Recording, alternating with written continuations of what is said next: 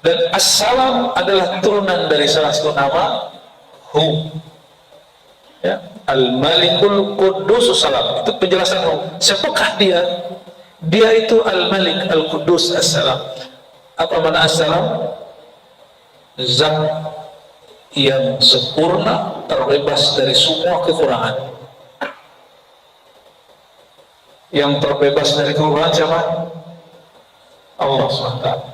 Sebelumnya mari kita baca suratul Fatihah. Semoga Allah bukakan kalbu kita, pikiran kita untuk mendengarkan sabda-sabda Nabi Muhammad SAW. Al-Fatihah.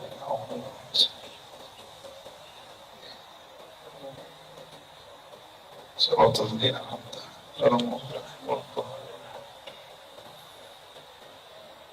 As-Salam itu salah satu dari nama baginda Nabi Muhammad SAW. Itu pertama. Yang kedua, itu nama daripada surganya Allah Subhanahu wa Ta'ala, Darus Salam. Yang ketiga, As-Salam adalah sapaan Nabi Muhammad SAW, bahkan sapaan ahli-ahli surga, bahkan sapaan daripada penjaga surga. Waqala khazanatuha salamun alaikum tibtum, ya, ada kalimat begitu. Penjaga surga berkata, salamun alaikum, salam atas kamu. Sudah berapa tuh? Ya, sudah tiga dulu ya, waktunya pendek soalnya. 4 deh, tambahin. As-Salam adalah bacaan Sayyidina Muhammad SAW setelah salat. Baik, yang pertama, As-Salam nama Allah. Wallahu alladhi la ilaha illahu Al-Malikul Quddusus Salam, ya, 2-3 ayat terakhir daripada surat Al-Hasyr. Dalam Sunan Abi Dawud, Nabi SAW bersabda, maukah kalian, ya, atau siapa di antara kalian membaca A'udzubillahi Samiil Alim Minasyaitonir Rajim, lalu membaca 3 ayat terakhir Al-Hasyr yang ada kalimat Wallahu alladzi la ilaha illahu, lalu ada lagi ayat berikutnya Wallahu alladzi la ilaha illahu, dan ada Asmaul Husna. Salah satu Asmaul Husna yang dibaca di situ adalah Quddusus Salam. Orang yang membacanya, maka Allah akan turunkan kepadanya 70,000 minal malaikah, 70,000 malaikat. Hadis riwayat Imam Abu Dawud, ya. Kurang yakin, cek sendiri ya. Hadis Abu Dawud, 70,000 itu sedikit atau banyak? Sedikit atau banyak? Benar, banyak. Belum lihat belum? Malaikat 70,000? Belum? Sama saja belum. Itu masuk ke alam gaib. Malaikat itu tercipta dari nur, tapi nur yang dimaksud itu bukan nurullah langsung, tapi nur Sayyidina Muhammad sallallahu alaihi wasallam. Maka lebih mulia nur beliau atau nur malaikat? Nur Muhammad. Ini orang tidak paham. Orang mengira malaikat lebih mulia dari Nabi Muhammad. Di langit ada para malaikat, di bumi ada para nabi. Pertanyaan, lebih mulia nabi atau malaikat? Kurang yakin ya? Lebih kenal Allah nabi atau malaikat? Lebih kenal malaikat di surga atau Nabi Adam? Tuh, kajian-kajian basic. Ayat yang sering kita baca kita lupa. Ya, karena kita sering memikirkan yang nggak perlu kita pikirkan, membahas yang nggak perlu kita bahas. Yang perlu kita bahas kita nggak bahas. Allah mengatakan fa'alam annahu la ilaha illallah, ilmu ila ma'rifatillah. Dia sebelum engkau membaca la ilaha illallah, tapi kita nggak. Kita sibuk dengan urusan politik. Nggak puas urusan politik Indonesia, kita bahas politik Timur Tengah kayak ngerti aja. Ya. Akhirnya mimbar-mimbar kita dipenuhi, mohon maaf, orang-orang yang jahil berbicara bukan pada ilmunya. Ilmu yang wajib dibahas, isu yang tidak wajib dibahas. Maka pahamlah saya kenapa jihad-jihad kita dimanapun kalah. Karena yang wajib kita lupakan, yang tidak wajib kita dahulukan. Orang jihad, kalau nggak kenal Allah, jihadnya batal. Walaupun dibunuh 1000 orang kafir. Yang kafir itu dirinya sendiri. Dan itu terjadi pada zaman Nabi Muhammad SAW. Ada orang membunuh banyak sekali orang kafir, tapi dia mengatakan, enggak, dia bukan ahlul jannah. Bukan orang yang masuk surga. Bukan orang yang disebut di Quran, wala taqulu liman yuqtalu fi sabilillahi amwat. Jangan sebut-sebut orang yang mati fi sabilillah itu mati, nggak boleh. Orang yang terbunuh di dalam fisabilillah itu mati, nggak boleh. Kenapa? Karena pejuang yang ini dia bukan berjuang atas nama la ilaha illallah. Dia berjuang karena emosinya. Jihadnya jihad infiali, bukan jihad rohani. Karena nggak kenal Allah Subhanahu wa Ta'ala. Lu lihat hari ini beda-beda paham dikit orang ngomong. Ya, gimana mau perjuangkan Islam?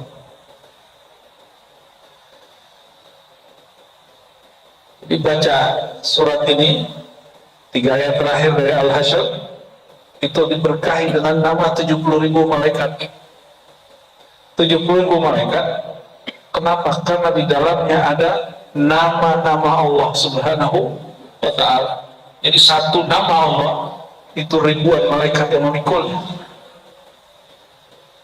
Ya, huwallahu alladzi la ilaha illa huwa al-malikul qudusus salam. Itu bagian dari nama Allah. Tapi orang hari ini membid'ahkan zikir dengan hu. Ya, zikir pakai hu bid'ah. Padahal para imam kita menyebutkan zikir dengan hu salah satu bagian daripada zikir nama Allah Subhanahu wa Ta'ala. Apa dalilnya? Ini ayatnya. Huwallahu alladzi la ilaha illa hu. Jadi biasanya kita sering baca apa? La ilaha illallah. Kalau di sini Huwallahu alladzi la ilaha illa hu. Hu itu nama Allah bukan? La ilaha illa hu itu nama Allah. Cuma banyak orang nggak paham di situ. Ya. Ini contoh, ya, ini contoh. Dan as-salam adalah turunan dari salah satu nama hu. Ya, al-malikul quddus salam. Itu penjelasan hu. Siapakah dia? Dia itu al-malik al-quddus as-salam. Apa makna as-salam? Zat yang sempurna, terbebas dari semua kekurangan. Yang terbebas dari kekurangan siapa? Allah SWT. Maka pada sholat, nah dilacak nih, as-salam itu yang keempat. Allahumma antas salam. Ya Allah, engkaulah as-salam. Engkaulah yang tidak pernah cacat. Kalau kita ada kurangnya, kita ada kurangnya, maka jangan cari kesempurnaan pada makhluk, cari kesempurnaan pada Khalik. Gimana caranya? Caranya jadilah abdus salam, hamba Allah yang as-salam. Maka Imam Al-Ghazali dalam kitab Al-Maqsad Al-Aqsa menyebutkan cara kita berinteraksi dengan nama Allah itu ada. Jadi ada cara interaksi dengan nama Allah. Namanya berta'alluq, berkoneksi dengan Allah melalui nama. Kita kalau nyapa orang pakai hoi atau pakai nama? Hoi, gitu. Nyapa begitu nggak, Pak? Mau nggak disapa dengan hoi? Mau? Nggak mau lah. Ustadz mau dipanggil hoi, gitu. Nggak mau Ustadz, ya. Itu kita, apalagi Allah Subhanahu wa Ta'ala. Maka kita memanggil Allah dengan namanya. Walillahil asmaul husna. Allah punya nama-nama yang indah. Fad'uhu biha. Maka untuk memanggilnya, berkorelasi dengan Allah, berkoneksi dengan Allah itu lewat nama. Itu salah satunya. Satu kali Sayyidah Aisyah ditanya, wahai Aisyah, apa zikir Nabi pada sholat? Kalau beliau mengatakan Nabi itu kalau sholat nggak berdiri kecuali baca istighfar dan Allahumma antas salam minkas salam tabarak rabbana wa ta'ala ya dzal jalali wal ikram. Itu doa Nabi. Pendek gak? Cuma ulama kita tambahin makna Allahumma antas salam minkas salam. Gimana Ustaz?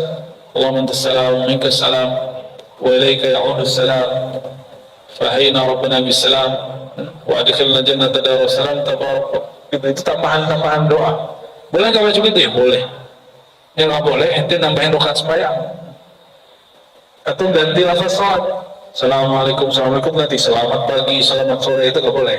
Ya. Ada juga yang muncul tuh pertanyaan, bolehkah salaman habis sholat? Hari gini masih nanya begitu. Yang nggak boleh itu ente salaman sebelum salam. Salaman sebelum salaman nggak boleh, tapi kalau salaman pada salam, jangan gitu jungkir balik kalau habis salam nggak boleh. Ya. Bolehkah pakai tasbih Ustaz? Menghitung zikir setelah assalamualaikum? Boleh. Jangankan itu. Ibnu Taimiyah dalam Majmu' Fatawa membolehkan kalau zikir sholat tasbih zikirnya dalam sholat pada sholat ngitung tasbihnya. Itu boleh pakai alat tasbih. Itu yang berkalam Syekhul Islam Imam Salafi Ibnu Taimiyah di kitab Majmu' Fatawa. Lu ada orang yang sekarang bid'ahkan habis sholat, ya sudah terserah yang tidak. Berarti kata bid'ah itu antara imamnya pengikutnya beda gitu. Salah satu orang yang mendapatkan nur dari Allah salam, lisannya dan kalbunya akan bersih dari kebencian-kebencian. Yang keluar salamun qaulan min rabbir rahim. Jadi surga itu disebut surga karena la lahwa fiha wala ta'thima. Di surga itu nggak ada kalimat-kalimat yang nggak penting, nggak ada kalimat yang menyakiti, kalimat dosa nggak ada di surga. Maka kenapa majelis ilmu disebut raudatun min riyadil jannah, taman-taman surgawi? Karena majelis ilmu itu adalah mendahulukan nikmat surga. Surga yang di dalamnya tidak ada kata-kata tidak manfaat. Di dalam majelis kata-katanya bermanfaat. Berarti kalau majelis isinya menghina orang, itu taman surga atau taman neraka itu?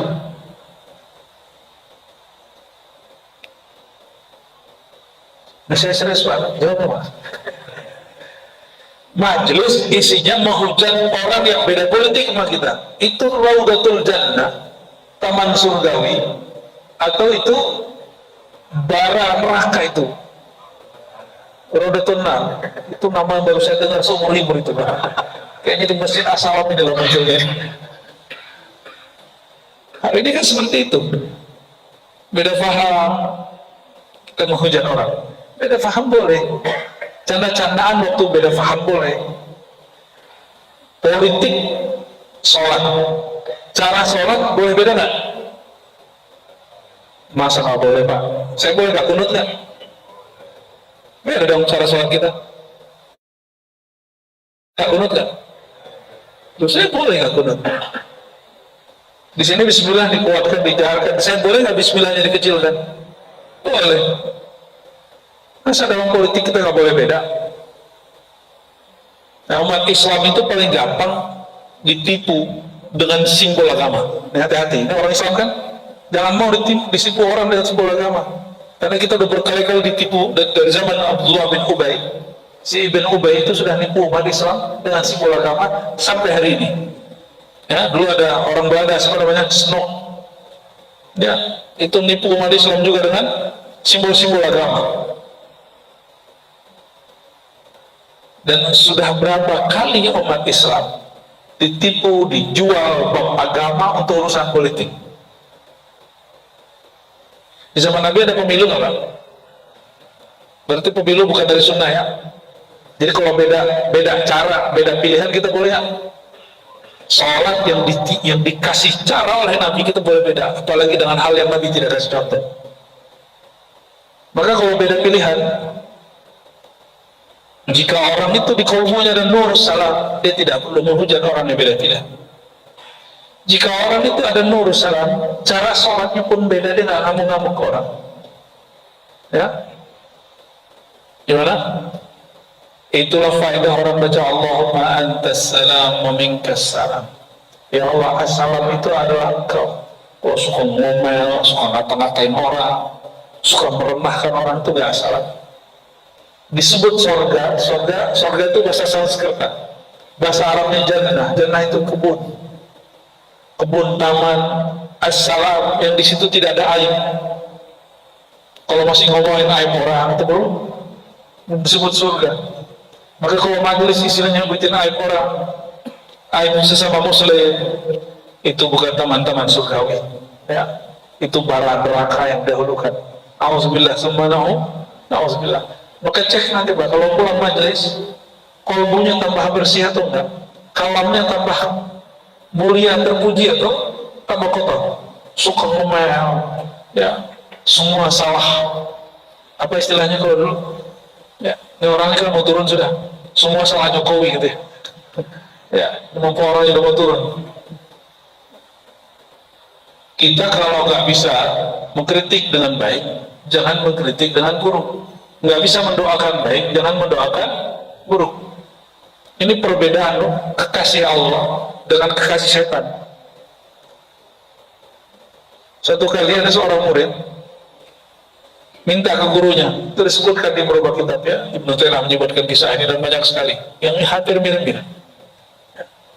Ada seorang murid minta kepada gurunya wirid hizib doa Ismul Azam yang di dalamnya ada nama agung, nama Allah agung, yang Nabi katakan idza du'iya bihi ujiba. Jika dia berdoa dengan itu, Allah jawab. Jika dia berlindung dengan itu, Allah lindungi. Berarti ini sembarangan kan doanya? Tidak sembarangan. Maka Tuan Syekh mengatakan, kamu berangkat keluar, kamu lihat di sekitar masjid nanti ada sesuatu. Pergilah dia ke depan, ya, dan dia lihat depan masjid ada orang tua, sudah tua dan renta, itu lagi jalan, ya, diganggu orang, dihina orang, dikata-katain orang, sebab dia jalannya menghalangi orang, ditendang, ya, dihina, disebut pikun, disebut segala macam, tapi dia cuma senyum, dia diam, ya. Pulang-pulang si murid lapor kepada gurunya, Tuan Syekh, saya nggak ngeliat apa-apa, kecuali cuma ada aki-aki udah tua, ikut, renta, dia dikata-katain orang, dia didorong-dorong orang, dihina orang, tapi dia diam aja dan dia senyum. Tuan Syekh ini sering doa, bahkan panglima datang ke tempat dia, itu kalau doa pasti menang, karena dia punya al-ismul azam, nama Allah, nama kunci untuk berdoa ke langit. Apa kata Tuhan Syekh? Tahukah kamu itu siapa orang tua itu? Dia bingung, saya nggak tahu. Tapi sebelum ditanya itu siapa, Tuhan Syekh nanya, jika kamu anak muda ini adalah orang yang didorong-dorong, dikata-katain itu, kira-kira kamu ngapain? Kalau saya nggak tega, saya pasti doain kehancuran bagi orang itu, ya. Didorong sebalik doa orang, ya. Kata Tuhan Syekh, tahukah kamu, saya belajar Ismul Azam, nama Allah yang agung, nama kunci Allah dari orang itu. Dan syarat dari beliau apa? Gak boleh doa lagi marah, dan gak boleh mendoakan kebencian bagi orang, gak boleh mendoakan hancur bagi orang. Sanggup? Kalau sanggup saya kasih. Anak muda akhirnya mengatakan, tapi tidak sanggup. Gimana? Baghdad hancur, berbulan-bulan dihancurkan, akhirnya sempat khalifahnya kosong 3 hari 3 malam.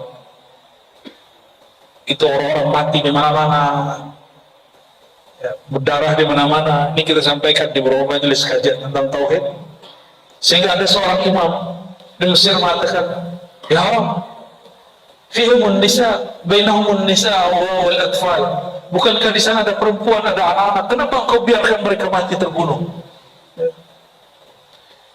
Ditegur ini orang dalam mimpinya. Rasulullah SAW datang dalam mimpinya. Ditegur ini orang. engkau tidak beriman kepada takdir. Ya. Jadi kita sering kan ngomong, dapat berita di Sudan, dapat berita di Gaza, dapat berita Yaman, dapat berita konflik di mana, terus ngomong, ya Allah, bukankah kami sudah doa? Kenapa ini terjadi? Itu protes kepada takdir. Bedakan, kalau mau jadi pejuang, nggak begitu caranya. Jadi pejuang Palestina, kayak mau pejuang Gaza, kayak pejuang apa terserah sebut. Kenapa tidak Allah ijabah sampai hari ini? Karena kita sering mengeluhkan takdir. Dan kita sering eksploitasi video orang menderita untuk kepentingan filantropi kita. Tahu filantropi ya? Apa filantropi? Untuk keperluan sedekah. Kita sering begitu, Bapak Ibu.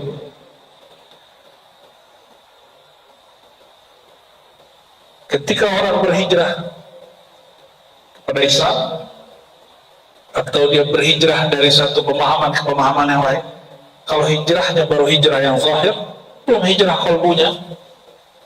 Bahkan zahirnya kelihatan Islami, batinnya belum. Yang mesti dihijrahkan itu batin. Sayyidina Muhammad SAW mengatakan, la hijrata ba'dal fatih illa jihad wa niyah. Tidak ada lagi hijrah setelah Fatu Mekah, yang ada jihad, perjuangan, wa niyah. Niat itu di qalbu. Berarti kalau orang mau jihad, dia harus belajar ilmu qalbu, supaya nggak kejadian kayak orang yang tadi. Dia berjuang, katanya fisabilillah, tapi dikatakan dia masuk neraka. Kenapa? Karena ternyata dia riya. Maka salah satu nur as-salam masuk ke dalam qalbu, terbebas dari penyakit riya. Terbebas dari penyakit riya.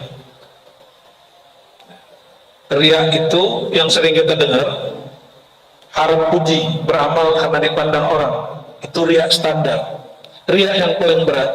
Masihkah engkau tulus berjuang? Masihkah engkau tulus beribadah? Masihkah engkau bersamai gurumu di saat orang-orang menghujat kamu dan gurumu? Di saat orang menghujat nabimu, di saat orang menghujat cara berfikirmu. Kalau harap puji, insya Allah Bapak ini selamat. Coba kalau disenggol dikit, marah nggak? Saya ada punya murid banyak, Pak. Untuk bab yang ini jarang yang lolos. Bab yang satu ini jarang yang lolos.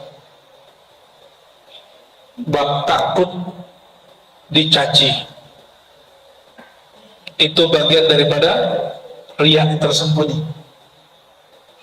Ya, khaufus syaitan, takut dicaci, gampang tersinggung kalau dicaci. Ya, akhirnya gelisah. Asbabnya apa tahu? Kenapa orang sibuk takut dengan cacian? Asbabnya satu saja, membiarkan telinga atau mata. Telinga mendengarkan kata-kata komentar orang, mata sering membaca komentar-komentar orang. Itu asbabnya. Sedangkan hatinya lalai kepada Allah SWT. Berarti intinya di mana? Hatinya harus benar. Kalau hati benar, pasti matanya nggak senang membaca komentar. Ya, salah satu wiridan anak muda hari ini dan bapak-bapak itu baca komentar ya. Ya. Zikir 100 paling cuma 5-10 menit sibuk. Kalau baca komentar 15 menit 20 menit gak sibuk. Baca sesuatu yang ngotorin hati gak sibuk. Membaca sesuatu yang membuat kalbu bening sibuk. Nah itulah umat akhir zaman ya. Wajar kemudian ya, Nabi SAW mengabarkan yang pejuang nanti akhir zaman itu sedikit, sebagaimana Ahlul Badar itu sedikit, gak banyak ya, tapi semoga umat Nabi Muhammad SAW doanya penting ya. Jadi asal mana pertamanya apa tadi? Allah Maha Suci, Maha terbebas dari kekurangan aib. Maka orang yang terhubung dengan nama Allah ini, Allah akan bersihkan lisannya, matanya, telinganya, kolbunya dari aib-aib, dari memandang aib. Maka ciri-ciri Bapak Ibu dapat nur salam, tidak suka menyebarkan aib orang, tidak tertarik mengetahui aib orang, apalagi aib tetangga, aib kawan, aib ustadz, aib pemimpin, nggak suka. Kalau mau nasihat, Di dalam hadis Nabi, ad-dinun nasihah. Agama itu nasihat, bukan agama itu menghujat. Agama itu bukan mengkritik, agama itu nasihat. Apa beda menghujat, mengkritik dengan nasihat? Kalau kritik, coba hari ini lihat orang mengkritik. Dia mengkritik di TV, ya, mengkritik di YouTube, di sosial media, di tempat terbuka. Kalau nasihat tidak. Nasihat itu kita kalau dikata-katain orang di depan umum, senang nggak? Senang nggak? Terus kenapa Bapak suka kata-katain orang? Orangnya namanya gubernur kayak, bupati kayak, wali kota kayak, presiden kayak, kenapa? Kenapa kita terlalu nyaman dan merasa itu nasihat? Padahal itu bukan nasihat. An-nasihah bukan itu. An-nasihah itu ketulusan memberi perhatian kepada orang yang kita sayangi. Itu an-nasihah. Maka disebutkan di hadisnya, untuk siapa nasihat itu wahai baginda? Beliau jawab, lillah, karena Allah, wali rasulihi, para rasul kita, ya, a'immatul muslimina wa ammatihim, para imam orang Islam dan ammatihim, dan masyarakatnya. Allah perlu diceramain nggak? Maka nasihat untuk Allah, memang Allah perlu diceramain? Ada kritik untuk Allah? Maka kata nasihat beda dengan kritik, apalagi menghujat. Saya bingung dari ini, ya, orang pakai kopiah, pakai sorban, katanya lagi menasihati pemerintah, menasihati ustaz, menasihati orang yang beda faham. Tapi yang terjadi apa? Yang ada dia menghujat. Ternyata ada kesalahan menerjemah. Perbedaan menghujat, mengkritik dengan menasihati. Imam Syafi'i, Imam Salafus Saleh, beliau mengatakan, jangan salahkan aku jika engkau menasihatiku depan umum. Jika engkau memberi nasihatku depan umum, lalu aku malu untuk menerimanya, gengsi untuk terimanya. Terus gimana? Jika engkau ingin mengingatkan aku, ingatkan berdua, empat mata, sehingga aku tidak keberatan menerimamu. Kalau malu, malu berdua, malu sendiri. Itu sekelas Imam Syafi'i loh, Pak. Imam Syafi'i itu jabatan tertingginya cuma qadhi, nggak nyampe jadi bupati, jadi presiden, itu nggak jadi. Itu baru selevel Imam Syafi'i. Apalagi orang yang punya kekuasaan. Dan kita beruntung di zaman kekuasaan, yang kalau mengkritik hari ini kita nggak ditangkap orang. Benar nggak? Bapak pernah hidup di zaman Orde Baru nggak? Guru saya berkali-kali ditangkap tentara. Dulu yang nangkap tentara Pak Abri, bukan polisi dulu. Bener ya? Masih ingat waktu zaman Abri, TNI Polri masih satu, guru saya ceramah, masih tahun sebelum 98, 97 ceramah. Umur beliau waktu itu sudah 70. Ceramah mengkritik suatu, turun langsung dibawa Pak Kodim ke kantornya. Saya masih nyanyi waktu itu ke beliau. Sebelum Mei yang kerusuhan itu, yang reformasi itu 98, itu belum pun dipanggil lagi oleh tentara-tentara. Nggak bisa. Dulu kita seperti itu. Negara jiran masih begitu, Pak. Saudi lebih gila lagi. Ada beberapa imam di Masjid Nabawi, Masjidil Haram, hanya mengkritik pemerintah, menyindir lewat doa.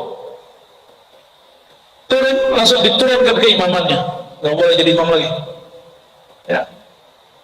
Dan beberapa figur-figur ustaz-ustaz masyhur di sosial media mereka dan di TV mereka, ya, ada Turaifi, ada macam-macam namanya, sekarang nggak nongol lagi sama sekali, karena dia mengkritisi pemerintah dengan satu kalimat saja di dalam ceramahnya. Indonesia gimana? Orang yang kritik pemerintah di sini, ada nggak yang masuk penjara sih? Nggak ada, Pak. Kebebasan ini orang nggak sadari. Memang begitu, orang dapat nikmat tuh nggak sadar dapat nikmat. Orang sehat tuh nggak sadar dia sehat. Kapan orang sehat sadar dia sehat? Kalau sakit, ya, dipanggil, baru minta ampun, ini bukan ke Allah, ke Pak Polisi. Itu tanda kalbunya nggak takut kepada Allah, takutnya ke jamaah. Jamaah lagi ramai kritik siapa, ikut-ikutan kritik siapa. karena kalbunya belum nurus salam, belum nurus. Jadi mulai dari kita, mulai ke teman, mulai ke pengurus masjid. Kalau ke pengurus masjid itu jangan mengkritisi, menasehati. Nasihati. Kalau sudah bisa begitu, ke Pak RT-nya, ke Pak RW-nya, ke kelurahan, itu udah mulai tuh naik. Kalau yang pemimpin yang levelnya dasar gak bisa cara menasihati, apalagi kepada yang lebih tinggi.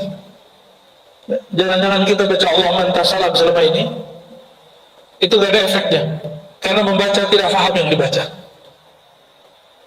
Gak mesti Bapak ini bisa menerjemah, tapi coba pahami makna satu kalimat, lalu hayati dalam hidup, ya. Allahumma antas salam wa minkas salam.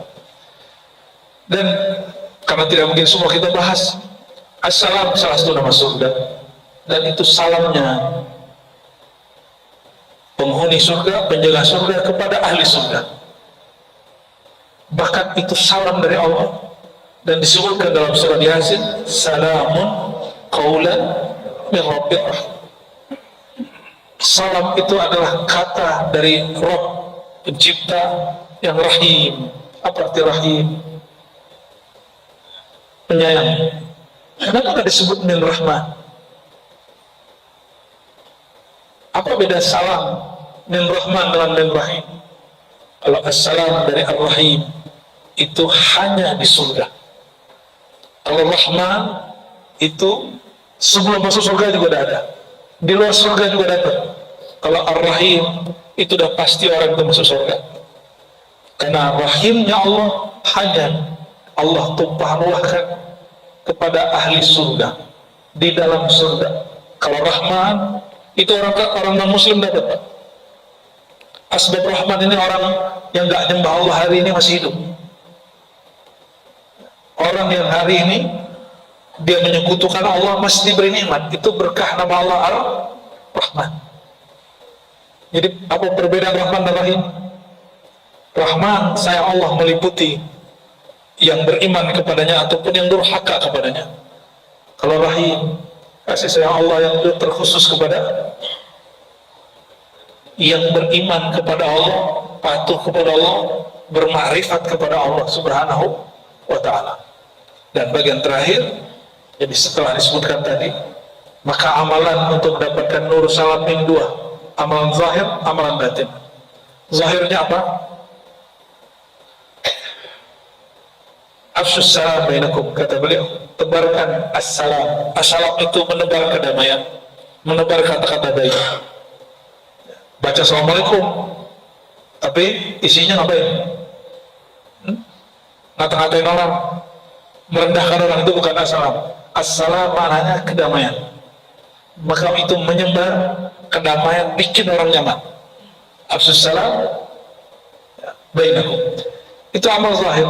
Dan juga kalau amal zahir, ba'da salat, jangan berdiri dulu sesibuk apapun kita sampai baca istighfar dan Allahumma antas salam.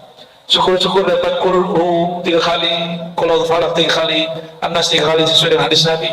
Syukur-syukur dapat al-Fatihah, ya, ayat kursi. Lebih afdal lagi baca subhanallah. Nggak sanggup 33 10 kali. Nggak sanggup 33 10 kali. Hadisnya ada semua. Masih sibuk.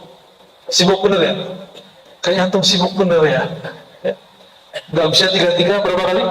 10 kali. Itu hadis Sahih Bukhari. Di hadis Sahih Bukhari ada hadis yang menyebutkan 33, ada hadis yang menyebutkan subhanallahnya 10 kali. Kok bisa begitu? 30 nih, 10 subhanallah 10, alhamdulillah 10, Allahu Akbar 10. Kalau dikalikan 10 jadi berapa?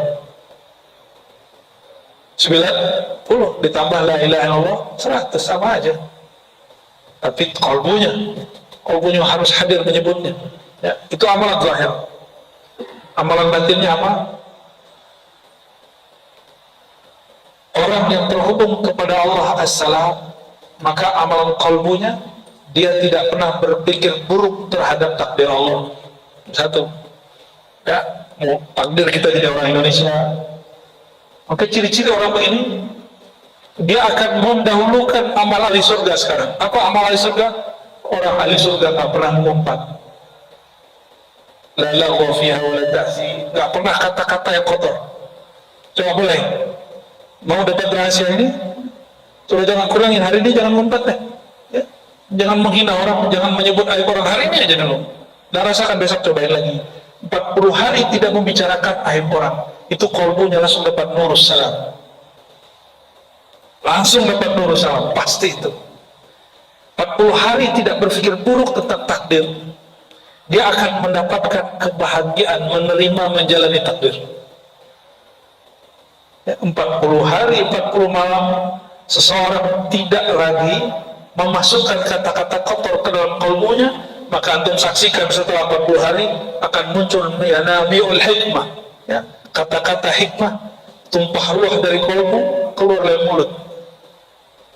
Kalau kami latihannya 40 hari dulu, 40 hari satu amalan 40 hari. Saya betul. Sayyidina Umar pernah membentak Nabi sekali tahun ke-6 Hijriah. Untuk menebus kesalahannya, dia puasa 40 hari dan tidak tidur di malam hari. Baru Allah maafkan dia. Gimana? Antum beberapa kali bentak guru, nyindir guru, nyari aib teman, wajar kalbunya gak bening-bening. Cek sholatnya tadi. Sholatnya tadi enak apa enak? Ya, nikmat apa tidak nikmat? Itu karena kalbunya menghadap kepada Allah, bukan dengan kalbu yang ada nur salam. Dan terakhir, ya, karena as-salam itu nama Allah, as-salam itu nama Allah, maka berzikir as-salam ya as-salam dalam kalbu, dengan lisan, itu akan menghadirkan rasa kebersamaan dengan Allah yang Maha Salam. Ya, kalau bersama Allah yang as-salam, surga salamnya dikasih. Insya Allah. Semoga bermanfaat. Semoga kita dimasukkan Allah ke jannatus salam. Amin ya rabbal alamin. Allahumma ajirna minan nar. Allahumma ajirna minan nar. Allahumma salli ala sayyidina Muhammad wa ala ali sayyidina Muhammad. Allahumma inna nas'aluka ridhaka wal jannah wa na'udzubika min sakhatika wan nar. Ya Allah, kami meminta kepada Engkau ridhamu, surgamu, dan kami mohon ampun daripada semua kemarahan dan kemurkaan.